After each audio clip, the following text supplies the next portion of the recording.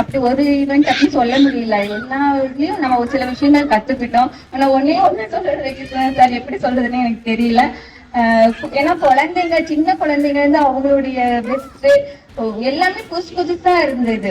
நார்மலா நம்ம பாக்குற இப்ப சும்மா லெமன் ஸ்பூன் அப்படி இப்படி அந்த மாதிரிதான் இருக்கிறது வந்து இது எல்லாம் எஜுகேஷனோட இருக்கும்போது எதுவுமே என்னால சொல்ல முடியல. பட் ஒண்ணு சொல்லணும்னு சொல்றதுனால எனக்கு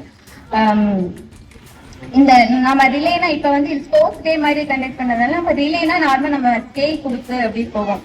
பட் வந்து இதுல வந்து நம்ம மேக்ஸ் போட்டு செய்துட்டே வந்து அவங்க செய்தாங்க. அதுவும் இனோவேட்டிவா இருந்துச்சு, ரொம்ப டிஃப்ரெண்டா இருந்துச்சு.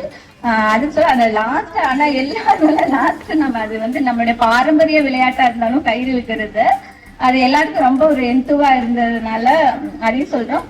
பட் நிறைய விஷயங்கள் வந்து இனோவேட்டிவா பண்ணதுதான். அப்புறம் அந்த சின்ன அந்த லிசன் அண்ட் இது பண்றது அது குழந்தைங்களுக்கு ரொம்ப, ஏன்னா அவங்க விளையாண்டது அந்த டெடி பேர் வச்சு அந்த சவுண்ட் எல்லாம் கொடுத்து இது பண்ணாங்க. அது எனக்கு ரொம்ப பிடிச்சிருந்தது. Thank you so much. எல்லாமே இனோவேட்டிவா இருந்துச்சு. ஏன்னா ஸ்டோரி, நம்ம இப்ப ஸ்டோரி சொல்றாங்க, ஸ்டோரினா நம்ம நார்மலா ஸ்டோரி சொல்றோம். பட் அந்த மேக்ஸ் உள்ள கொண்டு வந்து அதை ஸ்டோரி மாதிரி சொன்னாங்க இல்லையா. இப்ப சாங்னா வச்சுக்கோ, அப்படி இப்படி சாங் பண்ணிருப்போம். அதே வந்து நம்மளுடைய அந்த ஈக்குவேஷன்ஸ் இதே வந்து அதை இதான் சொன்னாங்க. அதே மாதிரி நிறைய ஃபார்முலாஸ் மெமரி பண்றதுக்கு நமக்கு கஷ்டமா இருக்கும். மேக்ஸாமே ஃபார்முலாவா அப்படியான் இருக்கும். அதை வந்து அது ஒவ்வொன்றும் சொல்ல அந்த பிளேட் மாதிரி அந்த இதுல டார்கெட் பண்ணும்போது அவங்க வந்து விளையாட்டாவே அந்த ஃபார்முலாஸ் அவங்களுக்கு மெமரி ஆகும். ஸோ எல்லாமே ஒவ்வொரு விதத்துலயும் ரொம்ப நல்லா இருந்துச்சு. Thank you so much for. Thank you.